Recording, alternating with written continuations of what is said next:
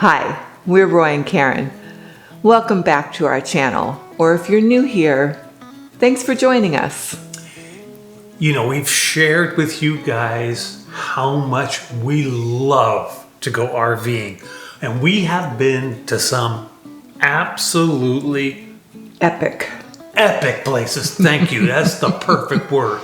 You know, when I think about Devil's Tower or boondocking on the wall near the Badlands or Maine, being on the coast and seeing all these lighthouses. We're hiking in Glacier National Park. Oh my gosh. Looking for bears. The sense of freedom that we have felt traveling around the country. But let's be real, it's not always beautiful sunrises, roses, and sometimes you got to go through the rain to get to the rainbow. So today's video is going to be a little bit different than any we've ever made before. This is our RV anti-bucket list.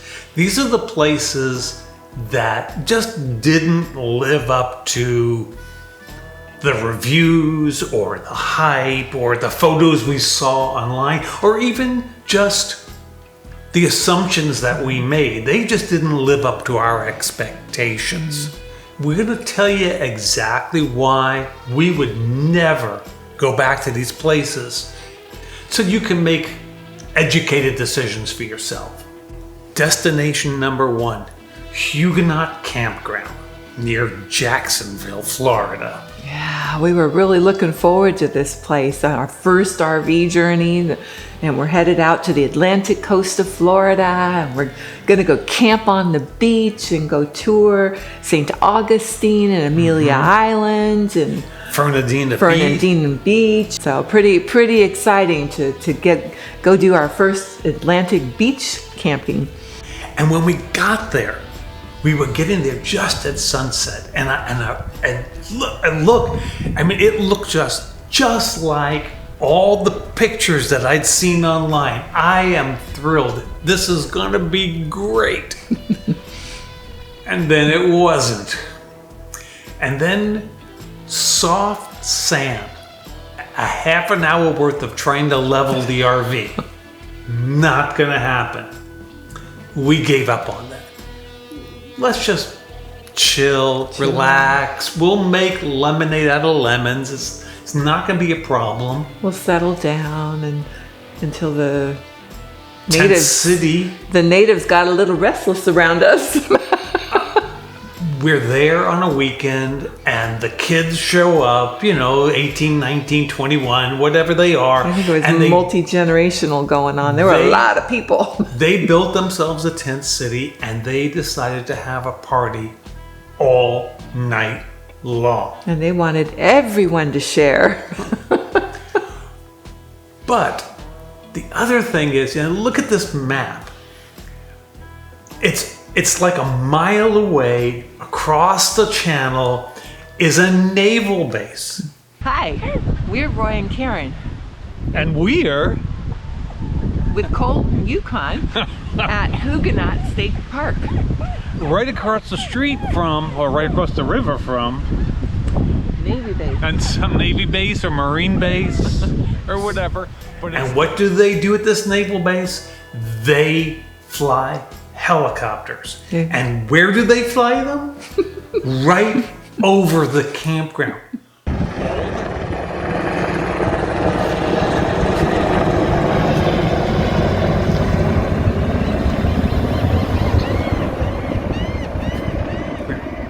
All day, and what seemed like all night. I believe they flew them later than 9 p.m., but at least 9 p.m. Yeah.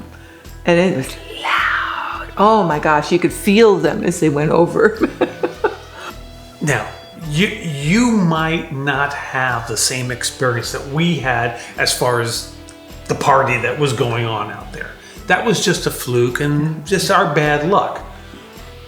But be forewarned, those helicopters They were there every day that we were there. And I think people had referenced them in some of the reviews, but no way did that concept register. Yeah. Sometimes you read something and you go, oh, it really can't be that bad. Yes, it can. Speaking of reviews that I didn't take seriously because it really couldn't be that bad, Ruth B. Gilchrist Blue Springs, Florida State Park. That's a mouthful. If you'll recall, we tried for months. So it's been on our list of Florida state parks to get out there and visit because of the springs, and it's not very far away, so it's very convenient to be able to go see a park like that. And we know a lot of the surrounding areas are gorgeous, so it should be just as gorgeous as the rest of them. And all the Florida Springs are gorgeous. We were getting ready to go on our bucket list RV trip, and we were just getting excited, and we just wanted to hit the road. So it was a couple of days beforehand, and I went online to see if I could find anything that was kind of in the direction we were going, so we could just get out of Dodge. We're ready. Why not just hit the road now? So I went to the Florida State Park website, and it just happened to pop up. We could go to Gilchrist Springs. Let's go. So I booked it. We have been to lots of Florida state parks. They all have paved roads to get to them.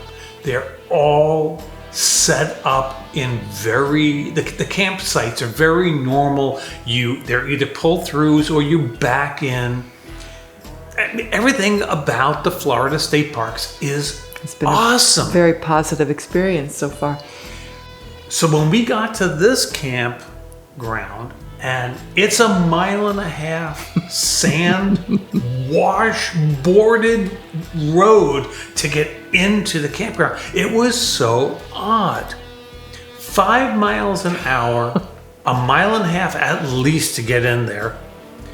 It's not a good way to start. Your teeth grew. And then I back in the RV. I get out and I'm gonna go hook us up. Okay, we're here. Let's just go enjoy the springs. Well, the hookups are on the wrong side of the RV. Okay. It's not a big deal. I'll get the RV back out and I'll put it in front ways so the hookups are on the right side. I'm not sure if I mentioned it, but it's soft sand, so we can't level either. But we are Lemonade from Lemons people. We're gonna make the best of it. So let's go down to the springs and let's just enjoy ourselves. Just enjoy and relax. We are headed off on our bucket list trip, so let's go down there and see what's got to be gorgeous, absolutely beautiful. And the bugs are out. And this is probably the easy time of day. Yeah, that's it. Drag everything out and then we'll. It's okay if you want to be done. So you're not going unless I come in? That's correct. Okay.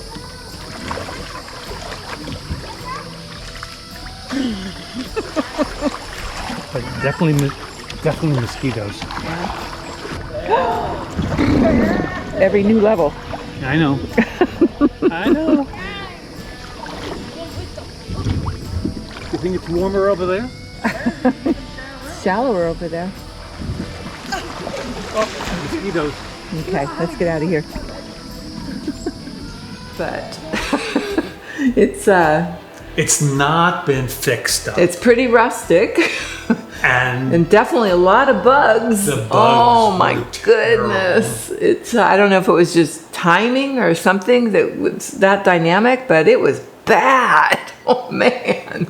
so And it was like, okay, well, we'll just get in the water. The bugs can't get you in there, but you have to, the water where we started was like... It wasn't very deep. I mean, that water didn't look like it was going to go past my knees. No. So it just was like, you know what? Let's just go chill. Yeah. Now, the good news is we're on the road. We're Right. starting our trip. We're out of the house. It's getting us going. It'll help us do the last thing that we need to do and dump the tank. Oh, we forgot to tell them. They don't have a dump station at this park. So on the way out in the morning, we have to go to another Florida state park, Oleno. Oleno. I do want to go back to that one. That was a gorgeous place.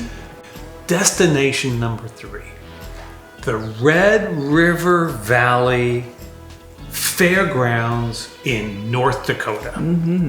It was a long day, and we were kind of looking forward to trying a fairgrounds. It should be easy, and it was on our route, and it was very centrally located.